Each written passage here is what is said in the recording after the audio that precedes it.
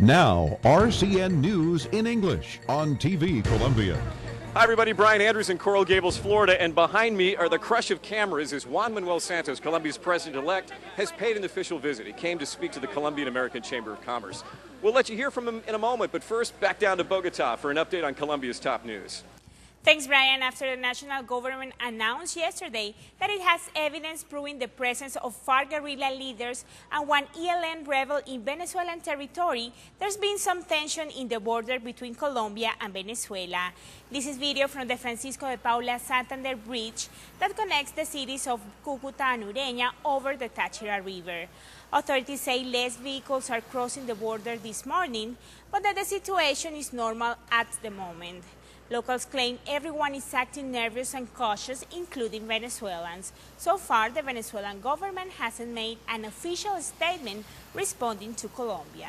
And good news for the Afro-Colombian population. The Spanish Agency for International Cooperation will give scholarships to low-income Afro-Colombians who want to study a technical career in Bogota. Those interested need to fill in an application at dignificacionafro.com.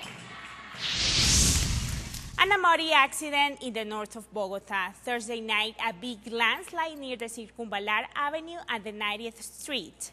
Rescue workers were able to remove the mud and bushes after several hours. An electric pole also fell down and almost smashed into a car. No one was reported injured. And 50,000 fishes were released to their natural habitat by dozens of children.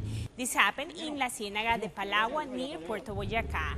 The idea is to provide a new population of fish to this area so that in 6 months, over 150 families can start fishing as a source of income. And those were some of the stories making the news in Colombia this Friday. Now let's send it back to Brian Andrews. Brian? Thanks for that update. Juan Manuel Santos in the black car heading off into the South Florida sunset. He spoke to a packed house at the Coral Gables Biltmore Hotel, talking about all the great things that are happening in Colombia in terms of investment, tourism, jobs. He even named a couple of new ministers today, including the Minister of Housing. He did not speak in English, but he does speak English. He's bilingual. Nonetheless, here's a little bit of his speech in Espanol. There's the free trade agreement. That is as important to you as it is to us.